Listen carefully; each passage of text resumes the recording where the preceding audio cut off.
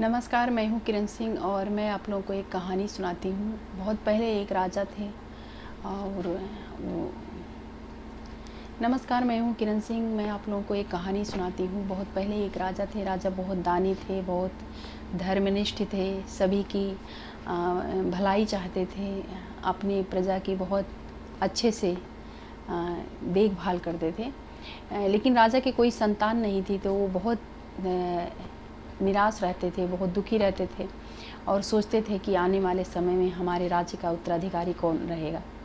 एक दिन उनके मन में एक विचार आया कि हम गांव के पास पड़ोस के बच्चों को बुलाते हैं और जो बच्चा हमें होनहार दिखता है उसको हम अपना राज्यभार सौंपेंगे, उत्तराधिकारी बनाएंगे।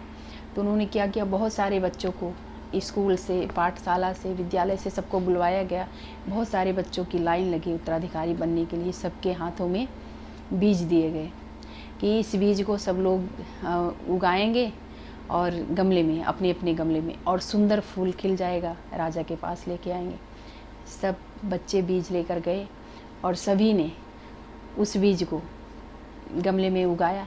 सबके बीज निकल आए, पौधे उगाए और एक बच्चा उसमें था जिसका कोई पौधा ही नहीं उगा, क्योंकि वो बीज नकली थे, सभी को नकली दिए गए थे। अब सभी ने अपने बीज बदल दिए, सबके हरे भरे फूल खिले।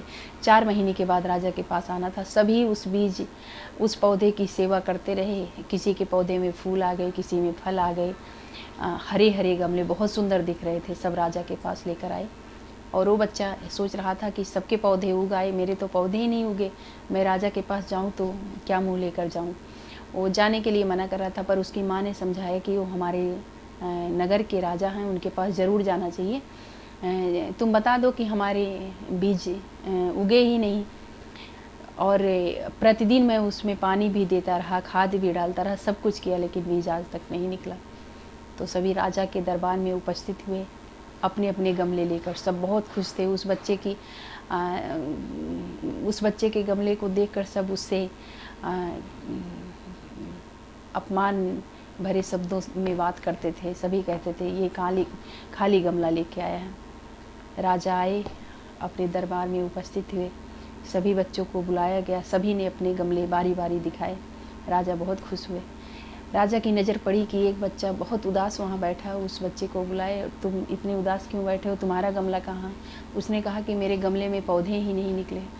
राजा ने सोचा हमारा उत्तराधिकारी तो यही है, हमें उत्तराधिकारी वो चुनना चाहिए जो ईमानदारी से काम करे। तो राजा ने कहा आज से तुम हमारे राज्य के उत्तराधिकारी नियुक्त किए जाते। सभी बच्चों ने बोला कि हमने इतनी मेहनत किया, इतने बड़े बड़े पौधे लेकर आए, पर उत्तराधिकारी आप खाली गमले वाले को नियुक्त कर रहे हैं। उन्होंने बताया कि हमने तो सबको बीज नकली दिए थे, पर आप सभी ने असली बीज डालकर पौधे उगाए, इसलिए हम आप सभी को उत्तराधिकारी कैसे नियुक्त कर सकते हैं, जब पहली बार में ही हमारी परीक्षा में ही आप लोग असफल हो गए, फेल हो गए और बेईमानी किए। तो हम ईमानदार राजा को चाहते हैं, और उस बच्चे को उत्तराधिकारी नियुक्त किया गया।